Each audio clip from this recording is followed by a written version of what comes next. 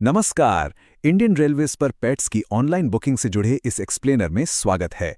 Train में कुत्तों और बिल्लियों को साथ ले जाने की डिजिटल प्रक्रिया अब शुरू हो चुकी है। सीधे पॉइंट पर आते हैं और समझते हैं नए नियम और पूरा स्टेप बाय स्टेप प्रोसेस। तो सबसे बड़ा सवाल यही है, ट्रेन में पेट्स की बुकिंग आखिर होती कैसे है? पहले स्टेशन काउंटर पर लंबा इंतजार करना पड़ता था, राइट? पर अब ये सिस्टम बिल्कुल डिजिटल हो गया है। आइए इस नए ऑनलाइन सिस्टम पर एक सीधी नजर डालते हैं। नियम यहाँ बिल्कुल सख्त हैं। पेट्स को ट्रैवल करवाना है तो केवल फर्स्ट एसी या फर्स्ट क्लास ही एकमात्र विकल्प है।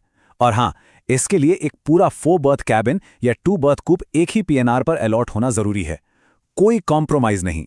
एक छूट जरूर मिलती है, टोकरी में आने वाले छोटे पपीज और किटन्स को सामान्य चार्जेस पर किसी भी क्लास में ले जाया जा सकता है, लेकिन बड़े पेट्स के लिए फर्स्ट क्लास का नियम एकदम अनिवार्य है। अब आते हैं टाइमिंग पर। पेट्स की ऑनलाइन टिकट कभी भी एडवांस में बुक नहीं की जा सकती। ये सिर्फ तभी खुलेगी जब ट्रेन का पहला चार्ट तैयार हो चुका हो, यानी पहले चार्ट से लेकर फाइनल चार्ट बनने के बीच की जो छोटी सी विंडो होती है ना, बस उसी वक्त ये डिजिटल बुकिंग की जा सकती है। इस पूरे डिजिटल प्रोसेस को 3 आसान हिस्सों में बांटा जा सकता है। पहला, आईआरसीटीसी की वेबसाइट पर जाना। दूसरा, पीएनआर की पात्रता चेक करना। और तीसरा, एसबीआई गेटवे के जरिए पेमेंट पूरा करना। चलिए इस प्रोसेस को आगे स्टेप बाय स्टेप समझते हैं। आईआरसीटीसी वेबसाइट के टॉप मेन्यू में एक ट्रेन्स का विकल्प होता है। जब वहां क्लिक करते हैं तो ड्रॉप डाउन में एक नया ऑप्शन दिखता है, डॉग्स/कैट्स बुकिंग। बस बुकिंग शुरू करने के लिए सीधे इस लिंक पर क्लिक करना है। लिंक पर क्लिक करते ही सिस्टम तुरंत इंडियन रेलवे की पार्सल वेबसाइट पर रीडायरेक्ट कर देगा।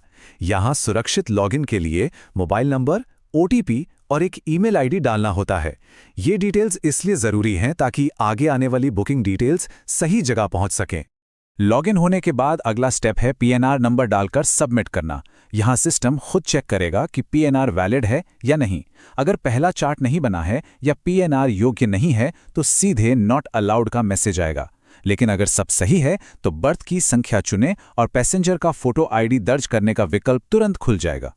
सारी जानकारी भरने के बाद स्क्रीन पर पूरी बुकिंग समरी सामने आ जाती है। इसमें सोर्स, डेस्टिनेशन और जीएसटी के साथ पूरी पेमेंट का डिटेल्स होता है। इसे एक बार ध्यान से चेक करना चाहिए और फिर पेमेंट थ्रू एसबीआई बटन पर क्लिक करके आगे बढ़ना होता है। इसके बाद सीधे एसबीआई का पेमेंट गेटवे खुलता है। यहां से फ्रेट चार्जेस पे किए जाते हैं, जो बाद में डेस्टिनेशन स्टेशन को नहीं बल्कि सोर्स स्टेशन को क्रेडिट होते हैं। नेट बैंकिंग और कार्ड्स तो हैं ही, पर आजकल के हिसाब से सबसे तेज और सुरक्षित ट्रांजैक्शन के लिए यूपीआई का ऑप्शन भी यहां मौजूद है। यूपीआई चुनने पर स्क्रीन पर एक क्यूआर कोड आ जाता है। इसे किसी भी यूपीआई ऐप जैसे भीम, पेटीएम या फोन पे से बड़ी आसानी से स्कैन किया जा सकता है। निर्धारित समय के अंदर पेमेंट कंप्लीट करने का ये लिटरली सबसे फास्ट तरीका है। जैसे ही पेमेंट सक्सेसफुल होता है, एक लगेज टिकट नंबर जनरेट हो जाता है। ये एक टिकट ही पेट बुकिंग का ऑफिशियल प्रूफ है। इसकी डिटेल तुरंत रजिस्टर्ड मोबाइल पर एसएमएस और ईमेल के जरिए मिल जाती है। और सबसे बढ़िया बात, फाइनल चार्ट बनने पर यह बुकिंग टीटी की डिवाइस में भी सीधे अपडेट हो जाती है, तो कोई टेंशन नहीं। अब यहाँ एक बहुत ही सख्त नियम है जिसे समझना बेहद जरूरी है। ध्यान रहे, चाहे पीएनआर कैंसिल हो जाए, ट्रेन लेट हो या फिर पूरी की पूरी ट्रेन ही कैंसिल क्यों ना हो जाए, पेट्स के लिए जमा किए गए फ्रेट चार्जेस का कोई रिफंड नहीं मिलता। ये चार्जेस लिटरली 100% नॉन रिफंडेबल हैं। इसलिए पेमेंट बटन दबाने से पहले पूरी तरह श्योर होना जरूरी है। किसी भी टेक्निकल समस्या या सवाल के लिए आधिकारिक ईमेल pmshd.sw1@gmail.com पर संपर्क किया जा सकता है। खैर, इस पूरी पेपरलेस और आसान प्रक्रिया को देखने के बाद एक बड़ा सवाल जरूर उठता है, क्या इस नए डिजिटल सिस्टम के आने के बाद इंडियन रेलवे सच में पेट्स के साथ सफर करने का सबसे बेस्ट माध्यम बन चुका है?